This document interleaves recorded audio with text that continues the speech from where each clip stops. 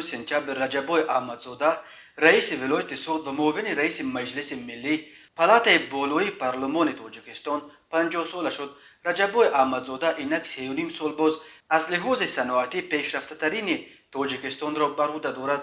او به این مقام از منصب رئیس کمیته زمین یک نیاد خیلی آلوده به فساد آمد و بسیاری ها انتظار داشتند که دیگر در سوخت همه چی از زمین و کارخانه تا منصب ها همه خرید و فروش خواهد شد.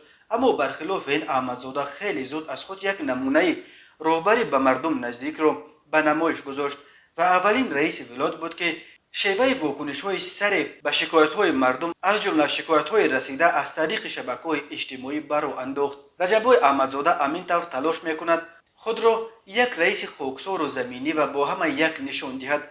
در پنجکین در یاد همه است که وقتی در تولور یک مرد کانسول از جای بلند شد و لب به شکایت گشود، رئیس ولایت از منبر پایین شد و پیش این موی سفید رفت تا درد دلش را شنود. ساکنان نویه عینی نقل کرده بودند که وقتی رئیس ولایت از یک سفر کاری برمیگشت در دهه خوشیکت مردم را دید که در نزد یک خانه ماتم زده جمع شدند. او هم از راننده و محافظانش خواست که ماشین را نگاه دارند و به خانه در آمده به نزدیکان شخص فوتیده تعزیه بیان کرده مقدار پول از کیسه‌اش هم خیریات برآورده به صاحبان خانه داد. هر سر چند وقت به بازار رفتن و نرخ‌ها را نظارت کردن یا به شهر پختچینی رفتن رجبوی احمدزاده و همین طور اشتراک فعالانه‌اش در حال مناقشه پیوسته در مرز با قرقیزستان یک پلیوس دیگری او می‌دانند که در دیگر رئیسان ولایت کمتر مشاهده می‌شد. منتقدان ناتوانی احمدزاده در مبارزه با فساد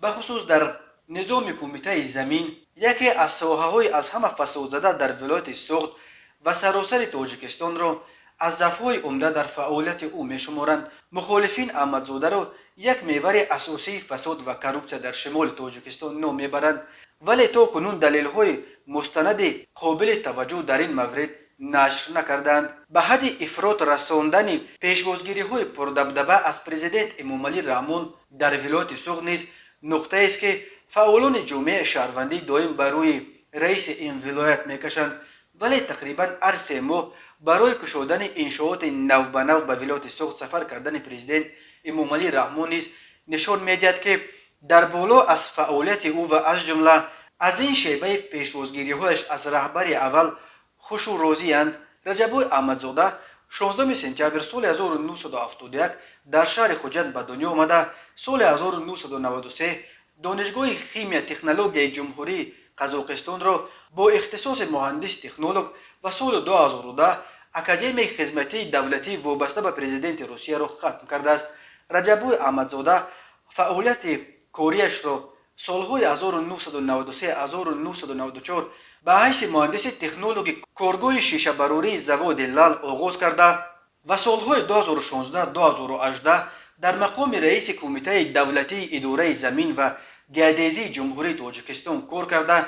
در اول سال 2018 به مقام رئیس ولایت سوخت رسید. از 27 ایول سال 2018 از حوزه رقم 21 وکیل مجلس ملی مجلس عالی جمهوری تاجیکستان انتخاب شده.